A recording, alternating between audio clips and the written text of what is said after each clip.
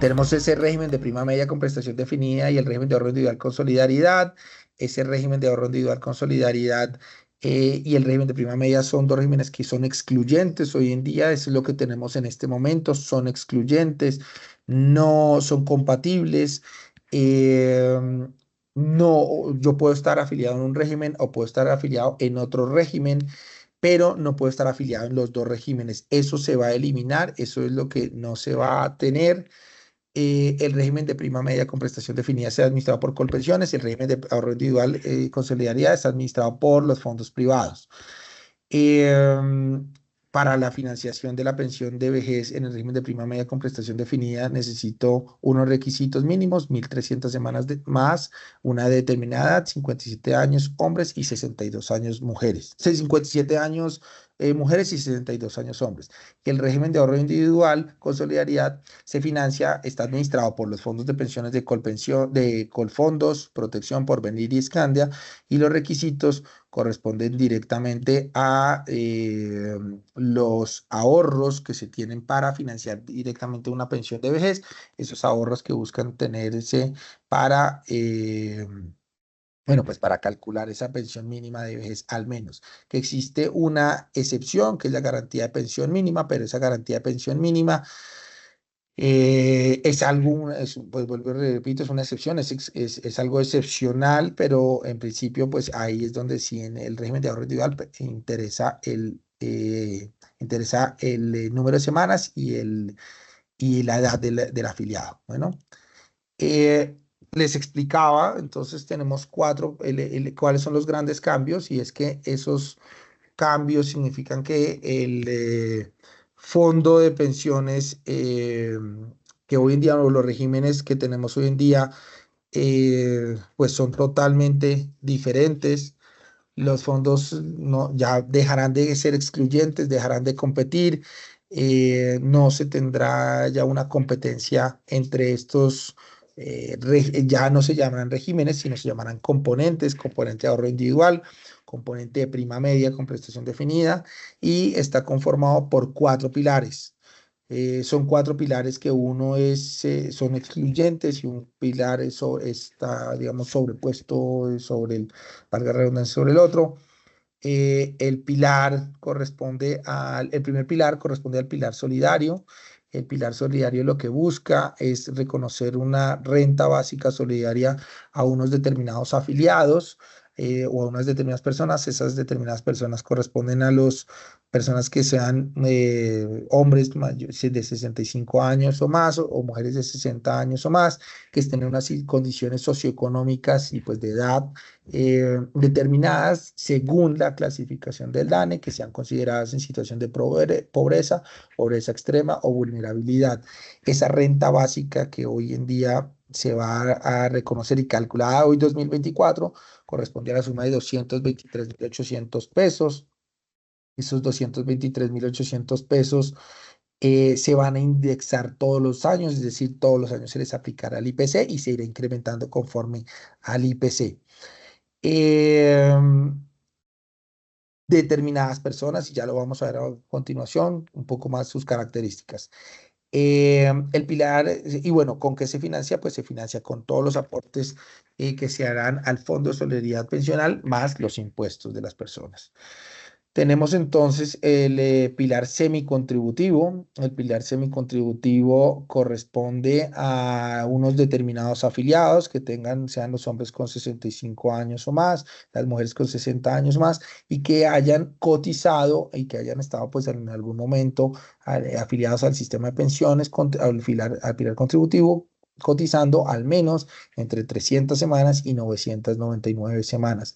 Tendrán derecho estos afiliados a una renta vitalicia, es decir, se les pagará hasta el momento de su fallecimiento una determinada suma de dinero que se calculará y corresponderá al menos al 80% del salario mínimo legal mensual vigente, pero ese es el máximo. Ni la renta vitalicia en el pilar semicontributivo, ni la renta básica solidaria en el pilar solidario pueden ser considerados una pensión. ¿Por qué razón no pueden ser considerados una pensión? Porque no cumplen con los requisitos legales y constitucionales para ser considerados una pensión. Básicamente, no cumplen la posibilidad de que sean heredables, sustituibles, ni mucho menos cumplen con el requisito de que sea al menos equivalente a un salario mínimo legal mensual vigente. ¿Sí? Em, Claramente, al no tener esos requisitos, pues no pueden ser considerados como una pensión de vejez.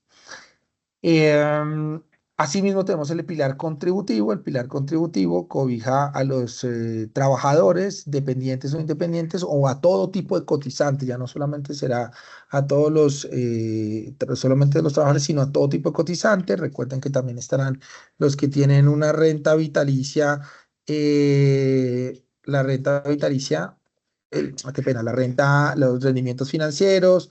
eh, no tendrán todas esas personas que tienen capacidad de pago para ser cotizantes al pilar contributivo. Ese pilar contributivo tienen la posibilidad las personas de estar afiliados. Básicamente, digamos, es el más similar a lo que se tiene en este momento y corresponde pues a la posibilidad de que sean los cotizantes las personas que puedan financiar junto con los aportes que hagan sus determinadas pensiones. Que ya lo entraremos a detallar. Y el último pilar es el pilar voluntario, corresponderá a las cotizaciones voluntarias que realicen los afiliados que decidan mejorar su pensión en el futuro para efectos de las cotizaciones correspondientes. Y ya lo entraremos a detallar. Bueno. Entonces tenemos un régimen de transición. Esto es fundamental. La norma no va a aplicar inmediatamente para todos los afiliados, sino es una régimen de transición que se consagra, que es decir, las normas actuales, lo que estábamos hablando de la ley 100, lo que se tienen las condiciones para financiar y para calcular la mesada pensional, se aplicará o se mantendrá aplicando para determinados afiliados. ¿Cuáles son esos afiliados? Los hombres que como consecuencia de sus cotizaciones al 1 de julio de 2025 acrediten como mínimo 900 semanas, o para las mujeres que acrediten como mínimo 750 semanas. ¿Qué significa esto?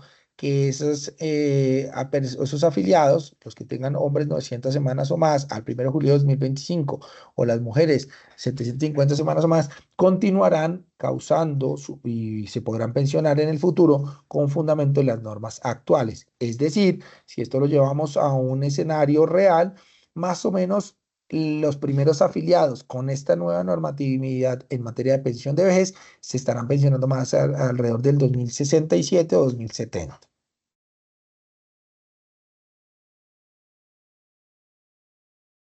Perfecto, buenos días a todos.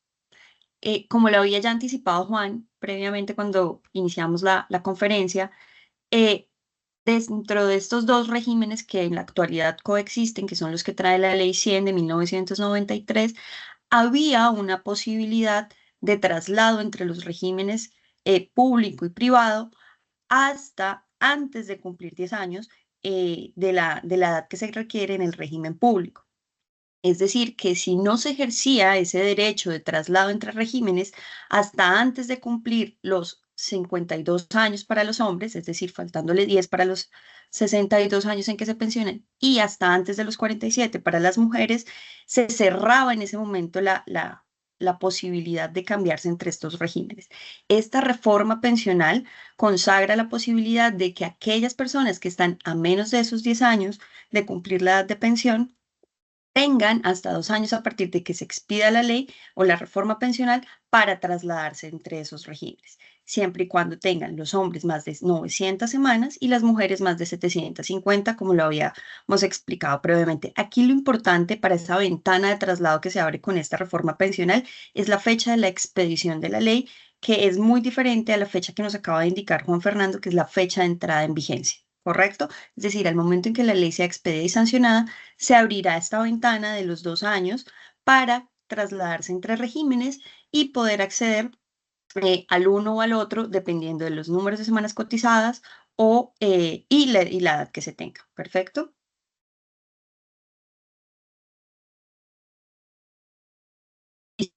como lo habíamos anticipado en ese primer bosquejo general que veían allí en la diapositiva inicial, ya no tenemos únicamente un sistema excluyente entre regímenes, sino ahora lo que tenemos es un sistema de protección social integral para la vejez. Esto compone un pilar solidario, un pilar semicontributivo, contributivo y voluntario. Este pilar solidario está conformado por aquellas personas que no cuentan con una prestación del sistema, lo que hoy conocemos como Colombia Mayor.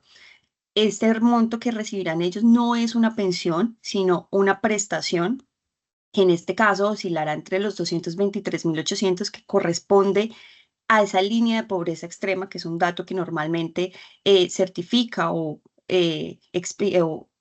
constata el DANE y que año a año será indexado. Para la fecha de hoy estamos en 223.800 pesos, un valor muy superior a lo que hoy vienen recibiendo las personas que componen este grupo poblacional. Como lo indicábamos previamente, cobija a los hombres que tienen 65 años de edad y mujeres que cuentan con 60 años de edad y tienen que tener una condición particular, que es estar en condición de pobreza, pobreza extrema o vulnerabilidad. Estos criterios normalmente son eh, previstos por el DANE conforme a sus encuestas y manejo de data que ellos tienen.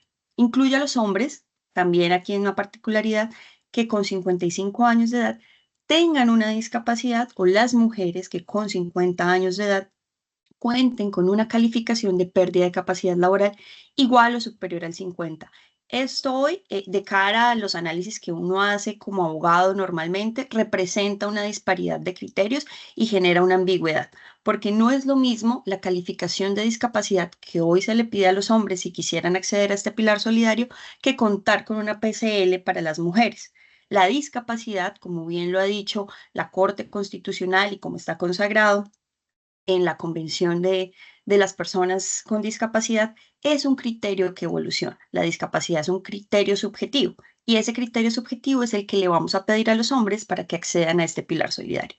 A diferencia del criterio objetivo, que es una pérdida de capacidad laboral, que sería el que en este caso le estarían exigiendo a las mujeres para acceder a esa prestación de los 223.800. Ahí hay algo que hay que analizar, que hay que estudiar y que entraremos en algún debate en algún momento, porque si bien esta reforma se caracteriza por tener un enfoque de género y haber implementado ya decisiones de la Corte Constitucional respecto de esto, esa particularidad genera una disparidad y no permite acceder tan fácil a hombres, a mujeres como a los hombres a este pilar solidario. Como dato adicional, se incluye en este grupo poblacional la población indígena, negra, afrocolombiana, raizal o palenquera, que constate así también el DANE para este pilar. Aquí ya podemos continuar. Listo. Les decíamos entonces, cerrado el primer pilar, que no te corresponde a una pensión, sino a una prestación que otorga el gobierno con recursos del sistema, no tiene que entrar a tocar los ahorros que hacen las personas de los otros pilares. Tenemos un pilar un poco mixto que es el pilar semicontributivo. Aquí se reconoce una prestación económica que nuevamente no corresponde a una pensión. Hablaremos de pensión únicamente en el pilar contributivo, que ya lo veremos más adelante. En estos casos son prestaciones económicas que no llegan a ser una pensión. ¿Quiénes acceden a ellas? Hombres mayores de 65 y mujeres mayores de 60 que hayan hecho en este caso cotizaciones entre 300 y menos de 1.000 semanas. A diferencia del pilar solidario, donde no nos exigían ningún número de cotizaciones, en este ya empezamos a ver que hay que haber hecho aportes al sistema. ¿Listo? Y que sean elegibles para ese pilar solidario, es decir, que también cuente con esas categorías de pobreza, pobreza extrema y demás.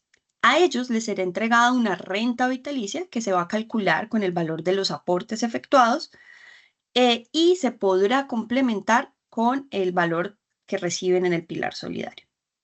¿Correcto? Los beneficios reconocidos en este pilar no van a ser superiores al 80% de un salario mínimo legal mensual vigente. Y ahí está la razón de por qué no pueden ser una pensión. Recordemos que en Colombia, para que hablemos de una pensión de vejez, validez y demás, como mínimo tiene que llegar al salario mínimo legal mensual vigente. En este caso, esta prestación que reciben en este pilar semicontributivo corresponderá a máximo el 80% de un salario mínimo.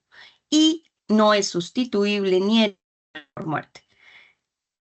Es decir, no vamos a hablar aquí de una pensión de sobreviviente, una devolución de saldos, ni de estas particularidades que corresponden a el pilar contributivo cuando sí tenemos una pensión.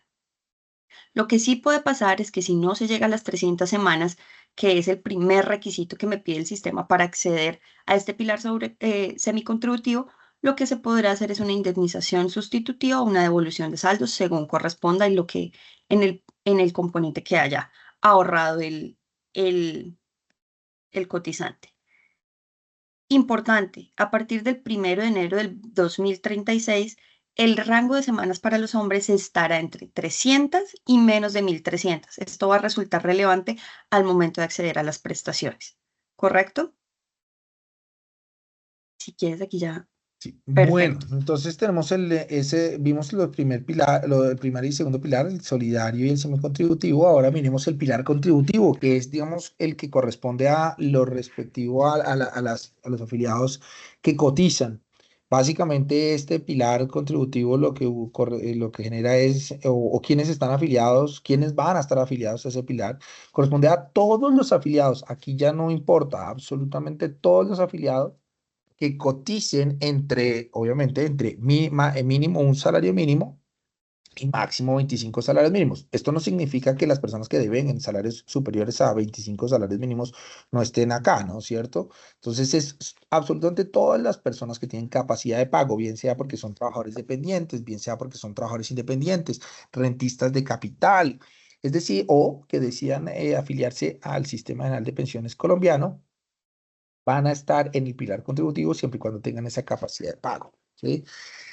Que su cotización mínima, la cotización mínima será de un salario mínimo, la cotización máxima será de 25 salarios mínimos legales mensuales vigentes. Este pilar contributivo va a estar compuesto por dos elementos fundamentales que existirán, y por eso les mencionaba al inicio que dejará de llamarse régimen de prima media o régimen de ahorro individual y pasará a llamarse es un componente de prima y un componente de ahorro individual. ¿Por qué razón? Porque ya no van a competir entre uno y otro, sino van a estar trabajando de forma simultánea y de forma conjunta para los cálculos de las mesadas pensionales. Entonces, en los fondos, en este pilar contributivo van a estar el componente de prima media, que estará administrado por Colpensiones, y el componente complementario, ojo, es complementario de ahorro individual, administrado por cada uno de los fondos de pensiones privados que tenemos en este momento. ¿Quiénes entonces estarán en el componente de prima media afiliados? Absolutamente todos. Todas las personas que estemos contribuyendo y haciendo cotizaciones al pilar contributivo, todos, sin distinción alguna, vamos a estar afiliados en el componente de prima media con prestación definida. Sí o sí. No podemos escoger, no podemos decir, no, yo no quiero estar en el componente de prima media o no quiero estar en compensaciones. No, la respuesta es no. Absolutamente todos vamos a estar en ese componente de prima media, y dependiendo de nuestro nivel de cotización, podremos estar o en el componente complementario de ahorro individual, o nos quedaremos en el componente de prima media. ¿Qué significa esto? En el componente de prima media con prestación definida se van a hacer todas las cotizaciones correspondientes entre un salario mínimo legal mensual vigente y 2.3 salarios mínimos legales mensuales vigentes. Que si esto lo ponemos en cifras, significa que todos los cotizantes, hoy 2024, esperemos el próximo año cuál va a ser el incremento del salario mínimo, que no lo sabemos, pero hoy 2024, si hiciéramos el ejercicio, todos los cotizantes que estén entre 1.300.000 pesos y 2.990.000 pesos, todos esos cotizantes que estén devengando o cotizando, más bien tengan un ingreso base de cotización de esos rangos, van a estar afiliados a Colpensiones en el componente de prima media con prestación definida. Bueno, ¿y qué pasa entonces con los que devengan o cotizan sobre ingresos superiores a 2.3 salarios mínimos y hasta 25 salarios mínimos? En ese caso, pasarán a estar también, ojo, no estarán afiliados solamente, sino también estarán afiliados al componente de ahorro complementario individual con solidaridad, y su cotización que sea superior a los 2.3 salarios mínimos y hasta los 25 salarios mínimos, su aporte irá a una cuenta de ahorro individual que estará administrada por uno de los fondos de pensiones correspondientes. ¿Esto qué significa? Que al finalizar el ejercicio se van a unir esos dos aportes para consolidar lo que se llamará la pensión integral de vejez. Es decir, ese único monto integrado tanto por los aportes hechos al componente de ahorro individual como el componente como el componente al prima media con prestación definida, y en dado caso, si la persona tiene el del pilar voluntario, que ya lo miraremos más adelante. Ojo con lo que les decimos desde ya.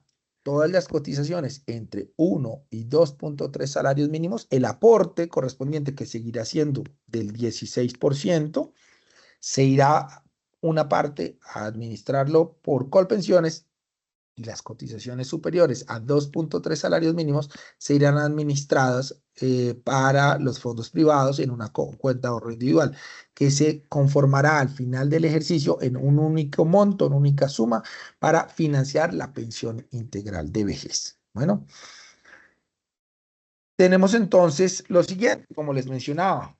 Tendremos una cotización exclusiva en Colpensiones. ¿Quiénes estarán en esa cotización exclusiva de Colpensiones? Todos, vuelvo y repito, todas las personas o todos los afiliados, personas ahí sí, que tengan capacidad de pago entre un salario mínimo y 2.3 salarios mínimos legales mensuales vigentes, que, vuelvo y repito, para el año 2024 estamos hablando entre un rango entre 1.300.000 pesos y 2.990.000 pesos. Esa suma estará dirigida a Colpensiones, lo que significa que existirá y el Ministerio de Salud deberá expedir una nueva reglamentación en la operación, en la operatividad y la parametrización de las planillas pila, para que en su lugar esas planillas pila hagan el reparto de las cotizaciones, ¿sí? Entonces, sí o sí, todas las personas estarán afiliadas, estaremos afiliadas a Colpensiones. Así no queramos, pero vamos a estar ahí. Bueno, y esa parte será administrada por Colpensiones. Ahora bien, pueden existir cotizaciones simultáneas a Colpensiones y a fondos privados, como lo dijimos, en las cotizaciones superiores a 2.3 salarios mínimos legales mensuales vigentes. Por lo tanto, los primeros dos, el preaporte de los 2.3 salarios mínimos irá a Colpensiones, y los que los superan irán a la cuenta de ahorro individual que cada uno va a tener en un fondo de pensiones privado. Entonces tendremos una simultaneidad y estaremos complementando un régimen, un componente y el otro.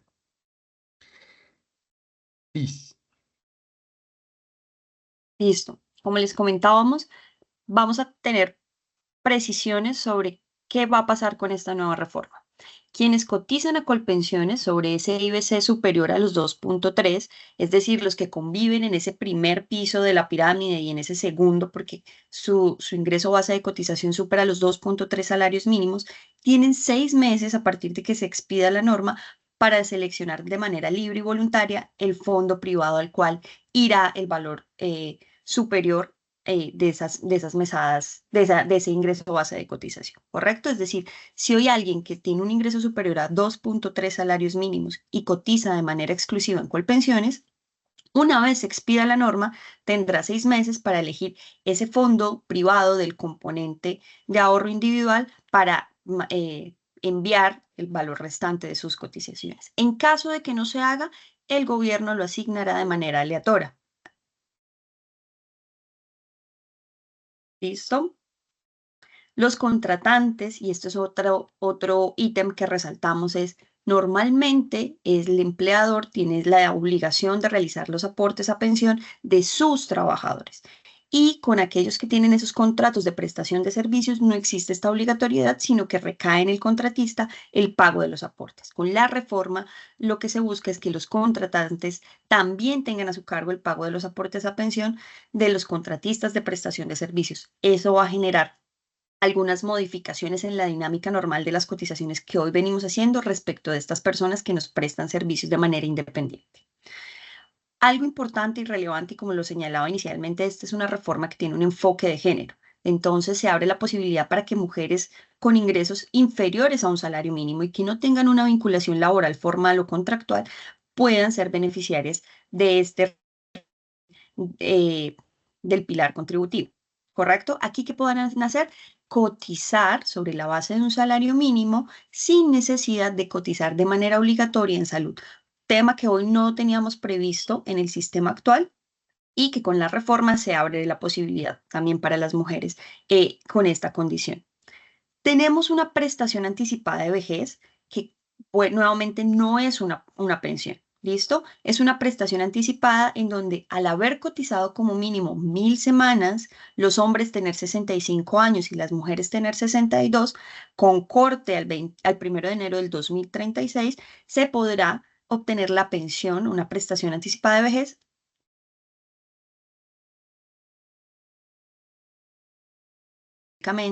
del valor que se reciba. Esto es algo novedoso, no se tenía en el sistema actual y se abre la posibilidad de una prestación anticipada de vejez. Tenemos una pensión anticipada de vejez por invalidez. ¿Esto cuándo sucede? Cuando el cotizante tiene una deficiencia física, psíquica o sensorial calificada con más del 50% y ha cotizado al sistema como mínimo 1000 semanas. En este caso, una vez cumplidos los 50 años para las mujeres y los 55 para los hombres, se podrá acceder a una pensión anticipada de vejez por invalidez, ¿correcto? Aquí tenemos una constitución de rentas vitalicias y es una posibilidad que abre la ley a que las administradoras del régimen de ahorro individual actual puedan conmutar esos retiros programados o las pensiones que se adquirieron bajo la modalidad de retiros programados previo suministro de información clara y suficiente, completa a sus afiliados. ¿Listo? Acerca de qué pasaría si conmuta su pensión o la modifica el esquema de renta vitalicia.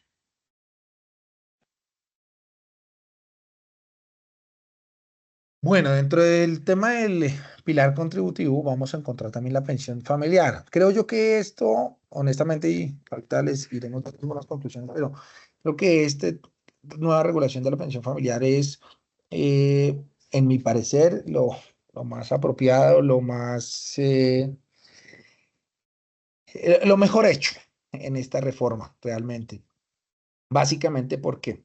Entonces se establece unos requisitos y sobre todo elimina unos requisitos que hoy en día se tiene para la pensión familiar. La pensión familiar pues es algo que ya existe, es la posibilidad que tiene de acumulación de tiempos o en este momento de semanas o de capital para financiar una pensión mínima de vejez en el régimen de ahorro individual y el régimen de prima media con prestación definida, es lo que tenemos hoy en día entre ambos cónyuges o compañeros permanentes puedan unir esos esfuerzos de semanas y de capital para financiar esa pensión.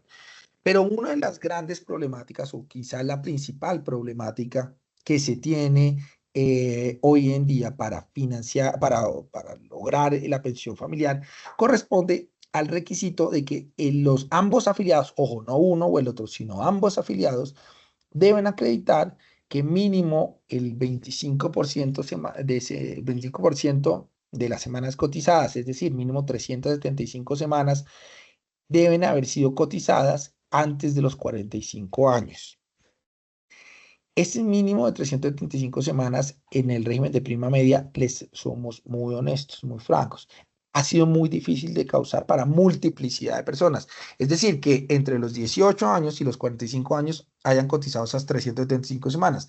Alguien podrá decir, oiga, pero pues en ese rango de más o menos 27 años, la persona significa que debería haber cotizado alrededor de unos 7 años, de unos 8 años, digamos, mal de unos 8 años. Eh,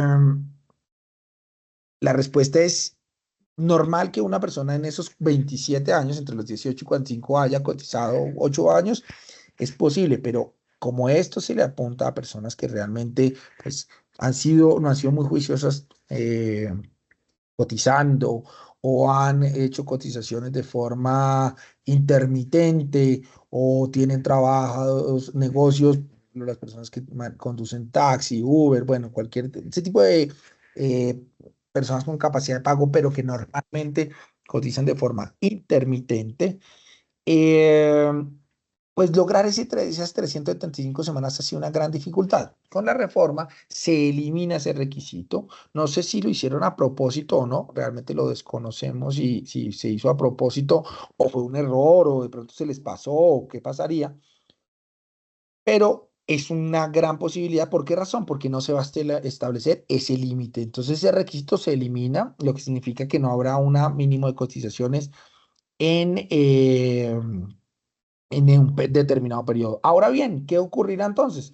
Que entre los, o antes de los 62 años o antes de los 57 para hombres o mujeres, dependiendo la idea es que sumando que ambos, primero, que ambos tengan las edades, mujer 57 años, hombre 62 años, recordemos que aquí es cónyuges o compañero permanente, puede ser hombre con hombre, mujer con mujer, eso ya es indiferente, puedan tener, primero, el número de edad, la edad cumplida y segundo, obtener al menos, sumando los dos esfuerzos, mínimo 1.300 semanas de cotización para financiar al menos una pensión del salario mínimo. No podrá exceder del salario mínimo esa pensión que será reconocida. En ese orden de ideas, pueden entonces tener en cuenta que se va a sumar esos tiempos. Al eliminarse este requisito, entonces las personas podrán declarar esta circunstancia, deberán acreditar una convivencia mínima de 5 años. Dice mínima de 5 años de relación conyugal o de convivencia permanente. Ojo, esto da pie para que entonces las personas que estén separadas de hecho en el futuro puedan lograr esa pensión. ¿Por qué razón? Porque dice que deberá acreditarse 5 años de relación conyugal o convivencia. Es muy probable que esa relación de conyugal o relación de convivencia se pueda causar aun cuando ya se hayan separado, de hecho, después de ese tiempo. Eh, lo que buscará la pensión familiar entonces es sumar mínimo 1.300 semanas para lograr la pensión integral de vejez de máximo un salario mínimo y el titular, dependiendo de quién será el titular, el que tenga el mayor número de semanas cotizadas, se afiliarán al sistema claramente de salud como pensionados y el cónyuge superstite o compañero, no cónyuge superstite, qué pena, el cónyuge o compañero permanente será el beneficiario de ese titular. Bueno, esa es la pensión familiar. Rescatamos de una forma muy importante la eliminación de este requisito. Listo. Dentro del pilar contributivo, lo señalaba Juan al inicio, vamos a tener una diferencia de semanas, de requisito de semanas, tanto para hombres como para mujeres. En el caso de las mujeres, en cumplimiento de una orden judicial o de una sentencia que sacó el año pasado la Corte Constitucional, el rango de semanas que se requerirán para acceder a la pensión integral de vejez va a ir cambiando, como lo ven ustedes allí en este cuadro. A partir del año 2025, las mujeres ya no necesitarán 1.300 semanas, sino 1.275. De esta manera, gradualmente se irán reduciendo 25 semanas por año. Eso quedará que para el año 2036 las mujeres únicamente requieran un mínimo de 1.000 semanas para acceder a estas pensiones. Adicional, y también para resaltar, al igual como lo decía Juan, previamente, tenemos un tema de reducción de semanas por hijos nacidos, ¿listo? Como mecanismo para la eliminación de las barreras que tenemos las mujeres en el acceso al mercado laboral y demás, esta reforma pensional ha establecido que por cada hijo nacido vivo y hasta máximo 3 hijos, el número de semanas requeridas se irá disminuyendo en 50, ¿correcto? Esto que permite y facilita que el grupo poblacional de las mujeres accedan mucho más fácil o mucho más rápido a la prestación de vejez. También se tiene que el padre o madre que tenga un hijo con una discapacidad igual o superior al 50% puedan acceder en cualquier momento a la pensión de vejez siempre que acrediten las 1.300 semanas. Esto también ya lo habíamos visto previamente, pero así como se resalta la modificación o la eliminación de una barrera para acceder a una pensión familiar, en este momento nosotros resaltamos esa disminución gradual de las semanas y la eliminación de la barrera al tener hijos hasta máximo 3 y reducción de semanas por esta condición. El Fondo de Solidaridad Pensional es otro componente que sufrió una modificación en esta reforma.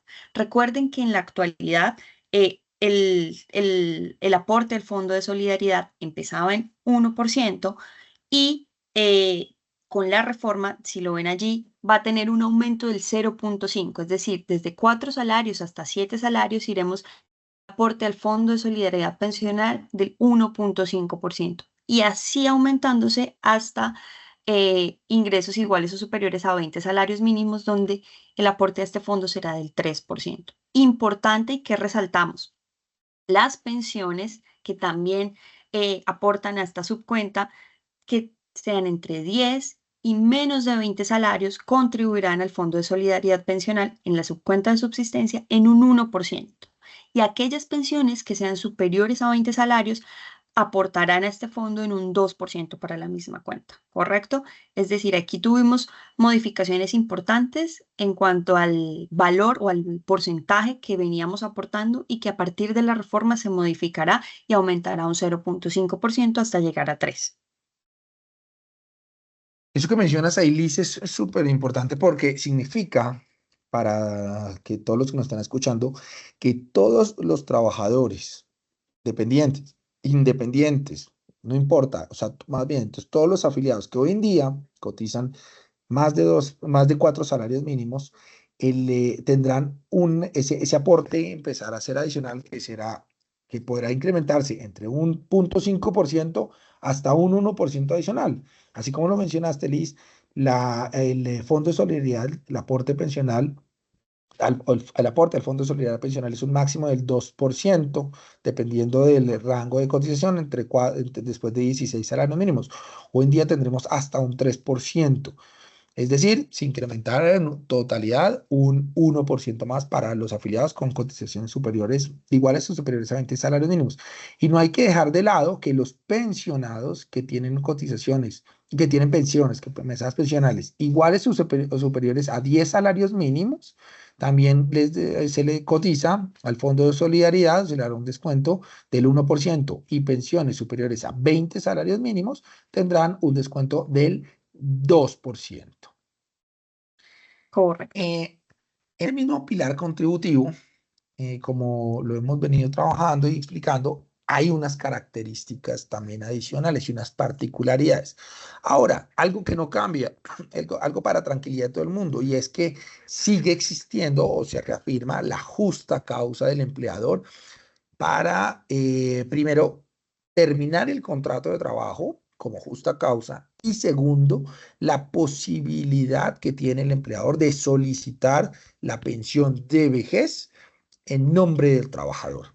Recordemos entonces que existe una justa causa para terminar el contrato de trabajo y es que una vez al afiliado trabajador, ahí sí esto solamente va para los trabajadores dependientes, les es reconocida la pensión de vejez, pero no solamente reconocida, sino adicionalmente incluido en nómina, el empleador puede dar por terminado el contrato de trabajo con justa causa, sin lugar a indemnización alguna, y esta justa causa, recuerden que se crea o surge o nace o se mantiene día tras día en el tiempo, lo que significa que un empleador puede terminar con justa causa el contrato de trabajo por el reconocimiento de la pensión de vejez transcurridos 5, 7, 8, 9 años después de haber sido incluido en nómina. Lo que significa es que el trabajador debe estar recibiendo tanto la nómina de pensionados como su nómina de salario. Igualmente se mantiene el trámite voluntario de la solicitud de pensión por parte del empleador y es que una vez el trabajador cumpla los requisitos mínimos para causar la pensión, en este caso pues de vejez, por tanto por edad como por las semanas cotizadas, el empleador pasados esos 30 días puede solicitar la pensión a nombre del trabajador sin que requiera una autorización. Ojo, no requiere una autorización.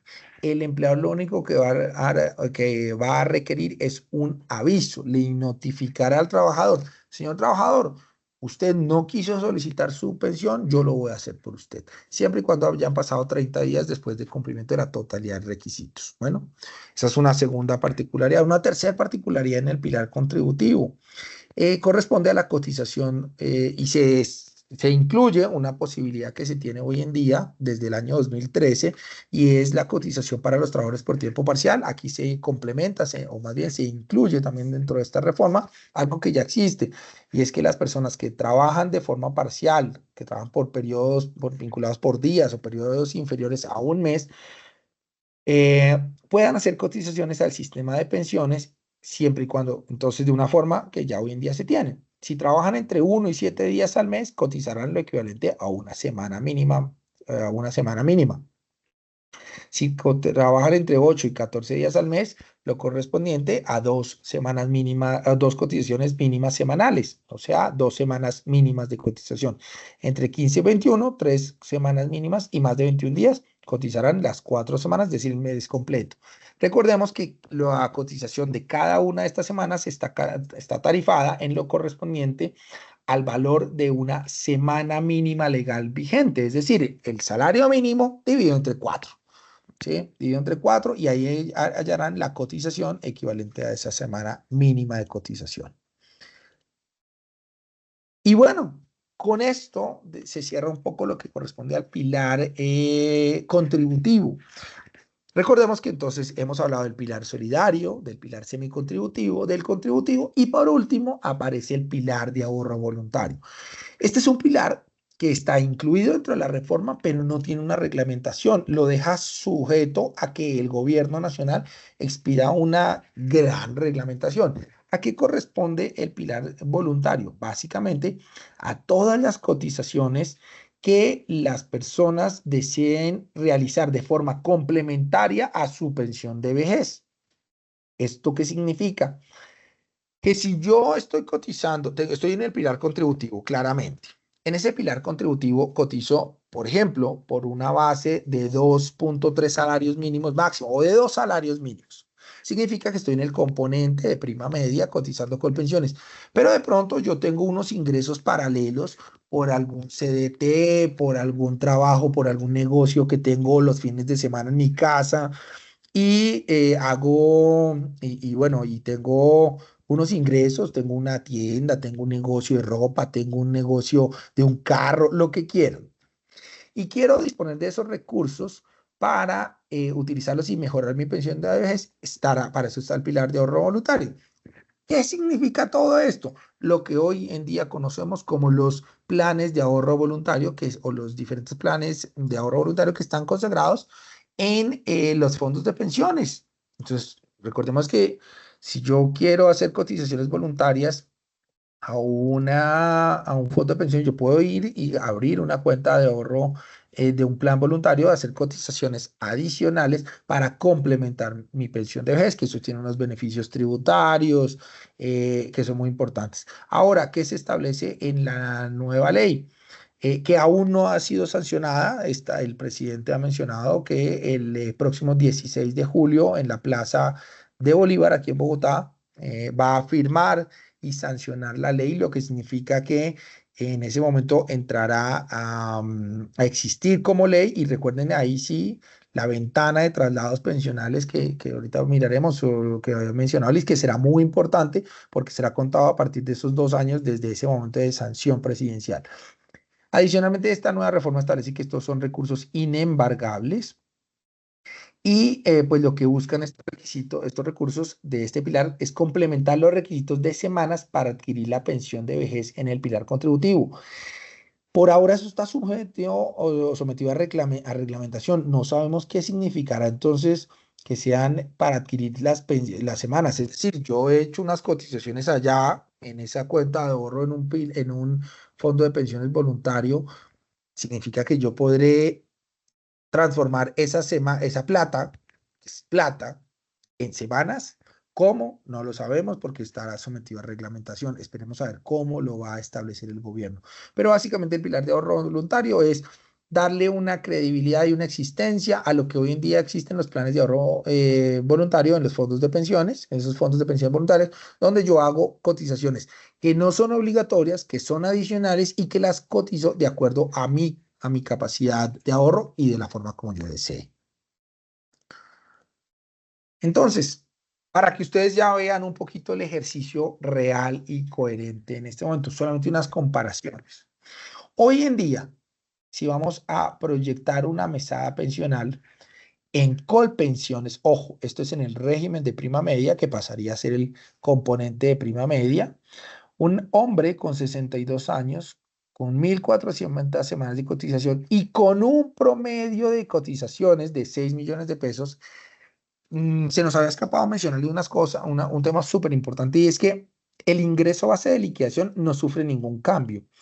Es decir, el ingreso base de liquidación se mantiene en la misma reglamentación de que será el promedio de los últimos 10 años de cotización o el promedio de lo cotizado si el periodo es inferior a 10 años. Eso continúa igual, no va a sufrir ningún cambio. Entonces, si llevamos este ejercicio a una persona con 62 años, un hombre con 1.400 semanas de cotización y un promedio en los últimos 10 años en los últimos 10 años de 6 millones de pesos, aplicando la tarifa como la tenemos hoy en día, con la fórmula de la fórmula R de 65,5 menos 0,5 por el promedio de lo cotizado transformado en salarios de liquidación, tenemos que esa persona tendría un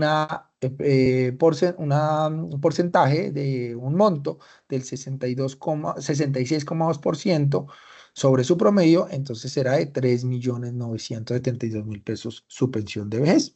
Esto es un ejercicio real, así es como se calcula el monto de esa pensión de vejez para esa persona. En cambio, si lo llevamos para una persona que tiene esas mismas características, un hombre de 62 años, 1.400 semanas, un promedio de cotización en los últimos 10 años, de 6 millones de pesos. Recordemos que su componente estará fraccionado. Entonces, sobre los 2.3 salarios mínimos iniciales, que serían sobre 2.990.000 pesos, se aplicará la misma fórmula, exactamente la misma fórmula que está acá, de R igual a 65,5, con los incrementos adicionales por cada grupo de 50 semanas adicionales a las mínimas exigidas de un 1.5%. Y Colpensiones reconocerá entonces una pensión de 2.013.765 pesos. Bueno, estamos teniendo una diferencia de más o menos 1.800.000 pesos. Ahora, la parte superior, lo que exceda de ese componente de prima media en el componente de ahorro individual, es decir, sobre la base de los 3.010.000 pesos adicionales, 3.010.000 más 2.990.000 me da los 6 millones de pesos de promedio, está por definir ese valor. Entonces, ¿cuál va a ser su pensión en el componente de ahorro individual? Está sometido a una definición. ¿Por qué razón? Porque esto dependerá de si la persona tiene hijos inferiores a 25 años, si tiene un cónyuge inferior a una determinada edad, cuál es su expectativa de vida, y recordemos que con la reforma pensional se ordena actualizar por fin la tabla de mortalidad que está desde el 2010 para establecer una expectativa de vida real en Colombia. Entonces, por ahora tenemos el monto de cuánto sería su componente en la prima media, 2.013.000 pesos. Sobre estas promedio de 3.010.000 pesos, deberá establecerse una suma de dinero, y sumando los dos componentes conformará la pensión integral de vejez. Esa pensión integral de vejez exclusivamente va a ser pagada por Colpensiones, lo que significa que los fondos de pensiones a partir de la entrada en vigencia, y más bien a partir de la aplicabilidad y en vigencia de esta norma, dejarán de reconocer pensiones de vejez. Hoy en día ya no van a reconocer, en este momento los fondos de pensiones reconocen pensiones de vejez, pero a partir de esta norma dejarán de reconocer las pensiones de vejez. Lo que pasará a ser es que Colpensiones será el único reconocedor y pagador de las pensiones, que en ejercicios como en este caso, pagará, Colpensiones liquidará su pensión y le dirá al fondo de pensiones cuál es el monto de la pensión que estará conforme a estos 3.010.000 pesos, y el fondo de pensiones le transferirá los recursos a Colpensiones para que le pague la pensión integral de vejez a ese afiliado. Esto es supremamente importante porque ya no existirán nuevos fondos de pensiones que paguen pensiones de vejez. Bueno. Perfecto. Y ya para finalizar, dentro de los componentes de este sistema integral de la protección social, no solo se incluye la pensión de vejez, sino también la de invalidez y la de muerte. Estas pensiones, la de invalidez y la pensión de sobreviviente, no tienen reformas sustanciales, ¿correcto? Volvemos a lo que tenemos en el sistema actual. ¿Cuándo se considera que existe una invalidez? Cuando una persona por una causa no laboral y por una situación que no acaeció por su intencionalidad, pierde más del 50% de la capacidad laboral, ¿correcto? Ahí tenemos el primer requisito para acceder a una pensión de invalidez.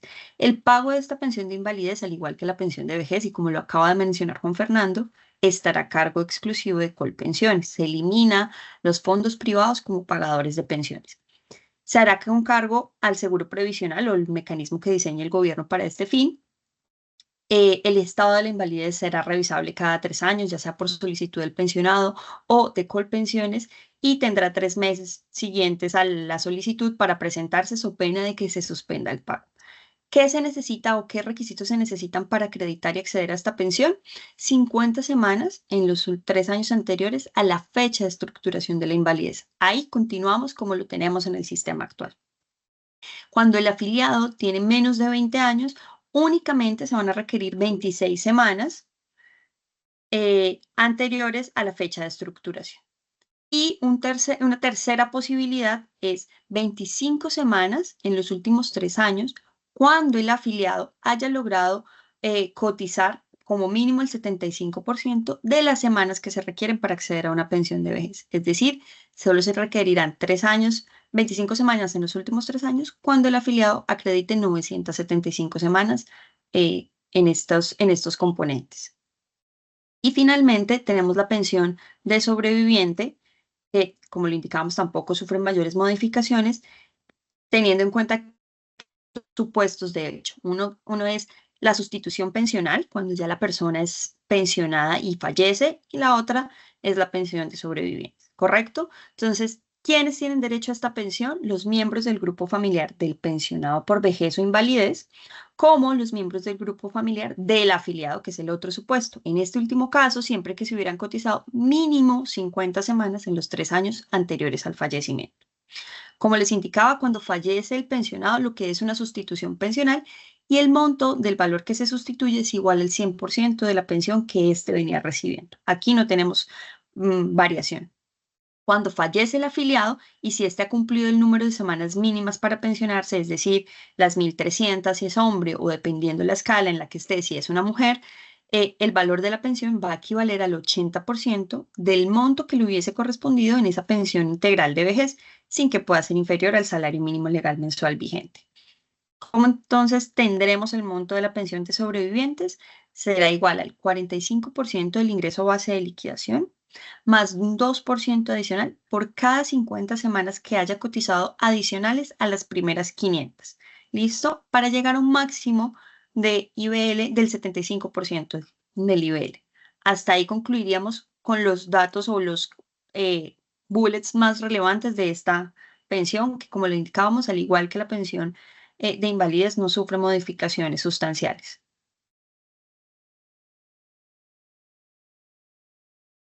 Estás en mute. Bueno, sí, con esto finalizamos, pero queremos obviamente responder las preguntas que se nos presenta, que nos han ido escribiendo. De todas formas, si ustedes tienen eh, preguntas adicionales, pues les pido el favor que nos las escriban en el chat. Ahora, antes de entrar con las preguntas, yo quiero manifestar unos temas, digamos, como modo de conclusión. Lo primero, si se llega a cumplir que a partir del 16 de julio realmente el presidente firme la ley, y esta entraría, pues entraría en vigencia. Una cosa es su aplicabilidad, que estará postergada a partir del 1 de julio de 2025, como lo vimos, y otra cosa es que ya esté vigente. La ley, al estar vigente a partir del 16 de julio de 2025, de 2024, qué pena, es posible, existirá una gran probabilidad, no mentiras, existe una gran probabilidad, estoy muy seguro, que va a ser demandada en la constitucionalidad de la misma. y más o menos la Corte Constitucional puede estar tardándose unos 8 meses en resolver si la ley es constitucional o no. ¿Esto por qué lo mencionamos? Porque de pronto algunos de ustedes escucharon las circunstancias como se desarrolló la aprobación en cuarto y último debate. Esa aprobación de cuarto y último debate por parte del Congreso de la República, o más exactamente por parte del Senado, de la Cámara, qué pena, de la Cámara, terminó siendo a pupitrazo. Es decir, han existido diferentes casos, pero pues por su importancia, por su relevancia y de la forma como fue aprobado, simplemente de forma mayoritaria, la Cámara de Representantes decidió acoger en un 100% el texto aprobado en el Senado. No hubo una discusión individual de artículos, ni siquiera en grupo, simplemente ante la premura que tenían para aprobarlo, decidieron señores, aprobamos el texto en su integralidad como salió en el Senado de la República. Entonces, eso es una posibilidad que exista algún tipo de vicio de constitucionalidad por el trámite que se le dio, así como algunos otros contenidos en la norma.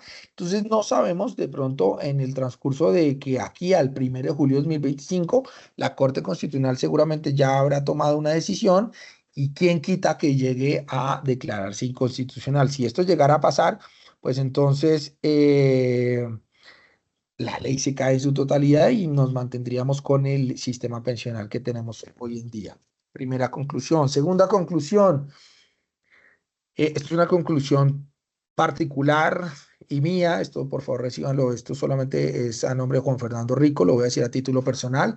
Es quizás en mi criterio jurídico la segunda mayor, o puede llegar a darse la segunda mayor expropiación en la historia de Colombia como república desde 1810. La primera gran expropiación que se dio fue cuando se estableció en la Constitución Política de 1886 que el subsuelo sí o sí era de la nación y pues se eliminó la posibilidad de que en su momento el subsuelo era del propietario de la tierra, del suelo. Y la segunda para mí en la historia sería esta, básicamente, ¿por qué razón? Porque hay personas como en mi caso deseamos y queremos estar hoy en día con conciencia, con pleno conocimiento, estar afiliado a un fondo de pensiones privado y pues yo hago mis cotizaciones a un fondo de pensiones privado. Pero de la nada, a partir del 1 de julio de 2025, lo equivalente de mis cotizaciones de 2.3 salarios mínimos del próximo año, me lo van a quitar. Lo equivalente, ese me lo van a quitar, me lo van a extraer de mi cuenta de ahorro, se va a ir a través de un bono pensional a Colpensiones.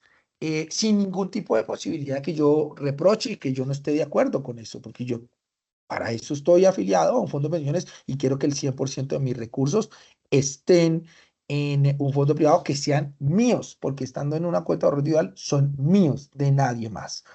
Pero pues aquí se está autorizando claramente esa expropiación, básicamente lo equivalente al aporte sobre 2.3 salarios mínimos de todos los afiliados que están en un fondo privado, y recordemos que son más o menos 19.800.000 personas, pues se lo van a quitar y se va a ir, ¿sí?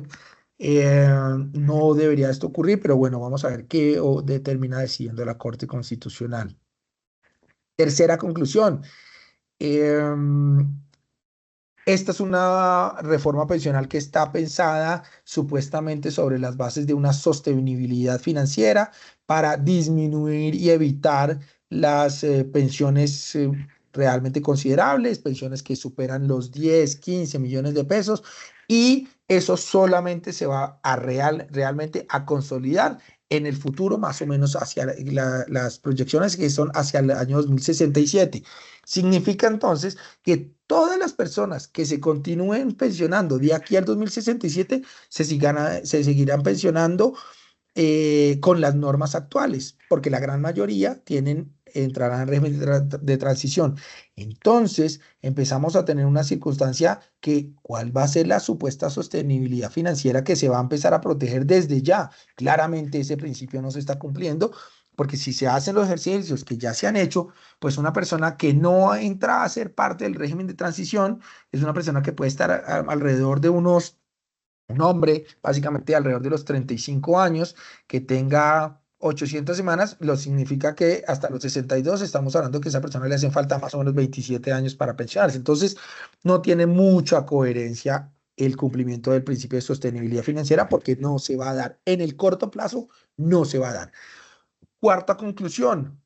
De forma sorprendente, una vez fue aprobada en el cuarto debate por la Cámara de Representantes, salió el ministro del Interior en ese momento, Luis Fernando Velasco, a mencionar que la reforma debía someterse o más bien, que se iba a proponer en la próxima legislatura, es decir, a partir del 20 de julio de este año, presentar una nueva reforma para corregir el rumbo de 42 artículos. O sea, es más de la mitad de la reforma actual. Entonces quieren corregir 42 artículos. ¿Realmente corregir qué? No se entiende. Principalmente lo que se quiere modificar es aumentar el umbral, como lo ha anunciado en varias posiciones el presidente, y es que ya no sea el umbral de 2.3, sino de 4 salarios mínimos. Esto le permitirá que el gobierno tenga mayor caja en esos recursos y que puedan trasladarse de los fondos privados a Colpensiones. Quinta conclusión. Bueno, no, mentira, sí, en la misma cuarta, después salió la ministra de Trabajo a mencionar que debía generarse una reforma pensional alrededor de entre unos 5 y 10 años. Con toda seguridad, si esta norma quedara así, deberá expedirse una nueva reforma pensional, subiendo la edad, subiendo el número de semanas, sobre todo porque se hará la nueva tabla de mortalidad. Es una alta probabilidad. Entonces, ¿por qué no se hace de una vez? Simplemente es por una decisión política, claramente. Eh, Quinta conclusión, como les mencionaba, y es, eh, y es que Colpensiones empezará a administrar los recursos de 27 millones más o menos de afiliados, y hoy en día solamente tiene alrededor de unos 6 millones de afiliados. Realmente no sé si no sé si se tiene la capacidad administrativa para financiar los recursos de 27 millones de afiliados.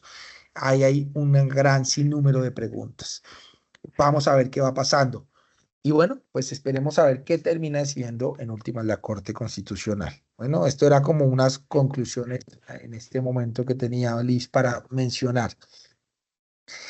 Ahora sí, Perfecto, Juan. no sé si te parece, digamos que tenemos una primer pregunta que es bastante importante y dice, listo, ¿qué opinas de esto? ¿Qué pasa en junio y diciembre que se paga la prima?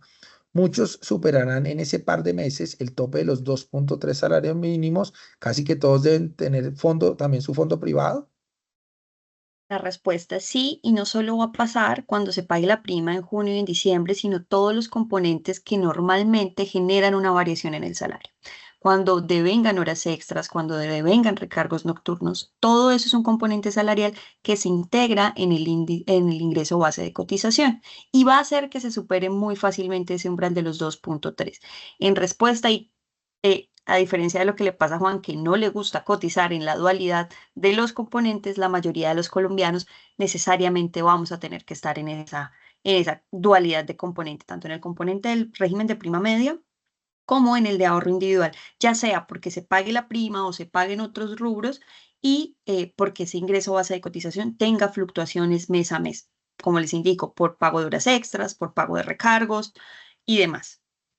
Y ahí complementando un poco hay que ver seguramente, de pronto con lo que mencionas ahí, Liz, seguramente se expedirá alguna norma que determine que también que se empiecen a hacer cotizaciones sobre la prima. Recordemos que hoy en día las prestaciones sociales no hacen base de cotización para los aportes a seguridad social.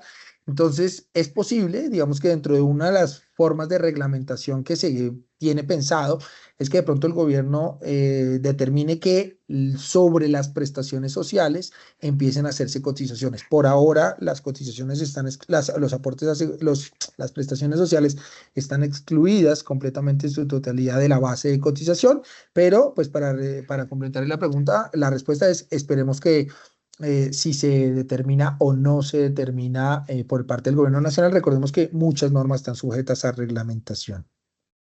Ok, y aquí para complementar, Juan, de hecho, la finalidad de cotizar en esa dualidad de componentes por parte de, de Asofondos y demás era un umbral mucho más bajito. Era empezar a partir de un salario mínimo y tener esa dualidad, es decir, que prácticamente todo el mundo cotizara en esos dos. Como tú lo indicas, la expectativa del gobierno es subirlo, ya sea por temas operativos, porque Colpensiones y los sistemas no van a tener esa posibilidad, pero como estamos ahorita, muchos vamos a terminar conviviendo en esos dos pisos de una misma casa. Sí, bueno, otra pregunta que nos hacen es, como empresa, y como empresa, ¿cómo se deben realizar los pagos a los fondos de pensiones en caso de los empleados que vengan más de 2,3 salarios mínimos? Ahí básicamente lo que les habíamos mencionado es que esto está sometido a una reglamentación por parte del Ministerio de Salud, claramente. Digamos que eso es lo que no es un poco, no se conversan los ministerios, el Ministerio de Trabajo y el Ministerio de Salud, claramente. Pero pues el Ministerio de Salud tendrá que sacar una reglamentación y yo simplemente con el reporte del ingreso base de cotización, la misma planilla es la que repartirá los recursos. Es decir, el empleador técnicamente no debería estar haciendo absolutamente nada. Simplemente reportar el ingreso base de cotización y la planilla es la que hará la distribución de las cotizaciones a cada uno de los fondos. Liz, tenemos otra pregunta. Es, si una persona está en Colpensiones actualmente y gana 7 millones de pesos, ¿puede seguir cotizando a Colpensiones todos los 7 millones de pesos? Una vez entre en vigor la reforma pensional, vuelvo y les digo, vamos a convivir en dos pisos de una misma casa, ¿vale? Entonces, necesariamente 2,3 salarios mínimos, 2.990.000 de esos 7 millones irán al componente del régimen de prima media y lo que exceda irá al componente de ahorro individual. Y posiblemente le suceda a este usuario lo mismo que le pasa a Juan, no quiere cotizar en los dos. Por ejemplo, a este usuario le puede gustar mucho Colpensiones, tendrá sus razones y tendrá la necesidad de quedarse en uno solo, pero una vez entre la reforma, estaremos conviviendo o coexistiendo en esos dos pisos. Y básicamente es la misma respuesta para la pregunta que nos dicen, si la persona quiere hacer todos sus aportes a Colpensiones, ¿lo puede hacer? La respuesta es no, no lo podrá hacer todos. Tendrá sobre la base de los 2,3 salarios mínimos, sí o sí, no hay ninguna discusión, irán al componente de prima media y lo que supere los 2,3 salarios mínimos irán al componente de prima media, del componente de ahorro individual. Bueno. Nos hacen otra pregunta acá y es, para ser parte del régimen de transición, el único requisito corresponde a semanas cotizadas, 750 mujeres, 900 hombres, no establece edad. ¿Qué opinas, Liz? A hoy sí, pero muy seguramente con las reformas que vienen vaya a tener que condicionarse a un mínimo de edad. Sí, entonces ¿Correcto? es Eso, correcto, eso es también el único pasó y eso requisito. es el único requisito. Suena muy fácil, uno diría, vamos a acceder, pero van a cerrar la llave como lo hicieron en su momento con el régimen de transición que se tenía en la Ley 100, donde con un acto legislativo posteriormente accionaron a un tema de edad en un rango de determinado tiempo. Otra pregunta, Liz. En Colpensiones, bueno, yo pues, me imagino que esto es sometido a la reforma pensional, a lo actual que hemos explicado. ¿En Colpensiones se pueden realizar aportes voluntarios? En este momento no está previsto en Colpensiones como tal efectuar los aportes voluntarios. Corresponde es a los fondos de ahorro individual o las cuentas privadas. Sí, recordemos básicamente y es que ahí tendrán el pilar voluntario, es decir, si la persona está cotizando sobre su base máxima en Colpensiones con base en la reforma de 2,3 salarios mínimos, pero repito, tiene algún tipo de ingreso adicional porque, hombre, pues porque hizo un negocio, le llegó una plata y quiere, podrá estar en el pilar voluntario, pero pues no es que esté haciendo aportes voluntarios a Colpensiones. Recordemos que voluntarios a Colpensiones solamente podrán ser hasta una persona que tiene hasta 2,3 salarios mínimos de cotización. Bueno, Juan, y esta es para ti. dime. Si una persona está en un fondo privado y tiene 1.000 semanas cotizadas y 65 años de edad, puede pedir el bono a que tiene derecho o automáticamente pasan sus aportes a Colpensiones.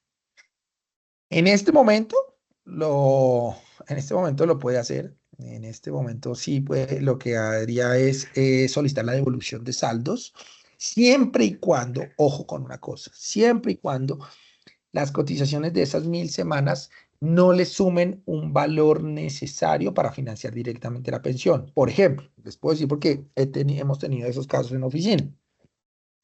Hace relativamente un poco una mujer que tenía 59 años de edad y tenía, me acuerdo que tenía 985 semanas cotizadas, pero durante esos 985 semanas cotizadas tenía en total 300 millones de pesos ahorrados. Si bien no tenía más de 1300 ni más de 1150 semanas para la garantía de pensión mínima, su capital de ahorro le permitía financiar directamente la pensión de vejez. Por lo tanto, no podía solicitar la devolución de saldos. Entonces, en este caso, si tiene 1000 semanas cotizadas y 65 años de edad, podría solicitar la devolución de saldos en el fondo privado única y exclusivamente si no tiene, si esas semanas, digamos, transformándola en plata, sus cotizaciones no permiten financiar directamente la pensión de vejez con base en los cálculos actuariales respectivos y en la edad y expectativa de vida que tenga y todo este tipo de cosas.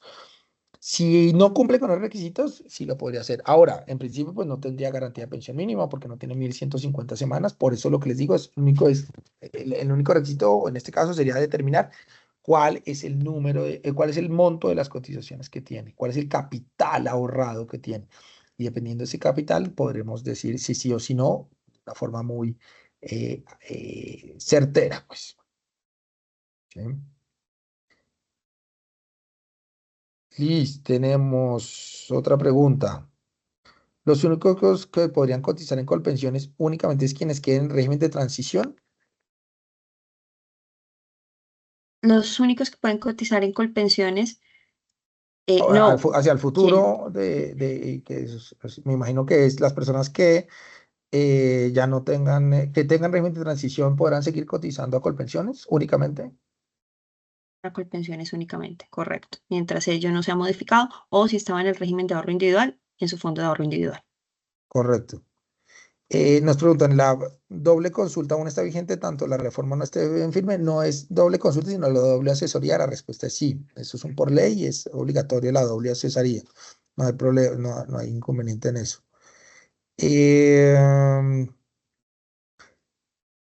Nos preguntan también, en caso de personas dentro del régimen de transición que opten por quedarse en el anterior régimen pensional que pertenezcan al RAIS o al régimen de ahorro individual, la pensión la otorga el fondo privado pensional o Colpensiones. La otorga el fondo de pensiones, es decir, las personas que hagan parte del régimen de transición se van a seguir pensionando de la misma forma como hoy en día lo tienen. No cambiará ninguna situación. Solamente deben tener en cuenta que esta reforma les permite a los fondos de pensiones dejar de reconocer y pagar pensiones en el futuro y hacer un proceso de conmutación pensional siempre y cuando lo informen y lo notifiquen. Es decir, más o menos todos los pensionados por retiro programado podrán conmutarse a través de una renta vitalicia si el fondo de pensiones así lo desea. ¿Sí? Mm, y por último, Lisa, ¿existe algún impacto en las semanas cotizadas en un fondo de pensiones privado si se decide pasarse a Colpensiones? En principio no, en fondo privado lo que había que hacer es una conversión del capital ahorrado a, para pasarse a Colpensiones, siempre y cuando se esté dentro del régimen de transición. Ok. Y bueno, simplemente para aclarar este punto, sí, nos preguntan, si un hombre ya tiene más de 62 años, tiene 1300 semanas encontrándose en ahorro individual, ¿puede pasarse al régimen de prima media con la ventana pensional que hará la reforma? La respuesta es sí. Recuerden que tendrá 2 años contados a partir de la expedición, lo que significa que si la ley se expide el 16 de julio, serán desde ese momento, 2 años desde ese momento, y podrá solicitar el traslado porque es beneficiario del régimen de transición y podrá trasladarse a Colpensiones. La respuesta es sí. Liz, ya como para ir cerrando, hola, si una persona cotiza a Colpensiones y cumple la edad, pero no las semanas, ¿puede pedir devolución de saldos? Si una persona Cumple cotiza a la edad. Colpensiones y cumple la edad, pero no las semanas, ¿puede pedir la devolución de saldos? La indemnización sustitutiva sería en En, este caso. en la indemnización sustitutiva, correcto. En la actualidad, sí, Pero recuerden que lo que se busca con esta reforma es que la gente no opte por esas alternativas, sino que logre tener prestaciones del sistema de protección social, ¿correcto? Entonces, de cara a la reforma, se buscarían otras alternativas en los componentes del semicontributivo, por ejemplo, pero en la actualidad la respuesta es sí. Y bueno, la última ahora sí es, ¿qué pasará con las pensiones reconocidas actualmente? No, no pasa absolutamente nada. Esta reforma no cambia porque si no sería una afectación al principio de prohibición de irretroactividad de la ley. Las leyes no pueden ser retroactivas, lo que significa que todas las pensiones que ya están reconocidas conforme a la ley no van a sufrir ninguna variación, continuarán siendo aplicadas, continuarán reconociendo y pagándose como lo vienen haciendo hasta hoy. Pues bueno, Liz, mil y mil gracias por acompañarnos, por brindarnos toda esta información relevante. Recuerden que nos pueden contactar a través del correo de comercial @alianta.com.co, nuestros correos directamente juan.rico@alianta.com.co o camila.barbosa@alianta.com.co. Recuerden también que esta sesión va a quedar cargada en nuestra página web en alianta.com.co y en LinkedIn nos pueden encontrar como Alianta. Mil y mil gracias para todos por asistir, por el acompañamiento. Y bueno, pues esperamos encontrarnos nuevamente en un próximo webinar sobre esta y nuevas informaciones. Mil gracias a todos. Mm, Que estén muy bien. Gracias a todos. Feliz día. Bye.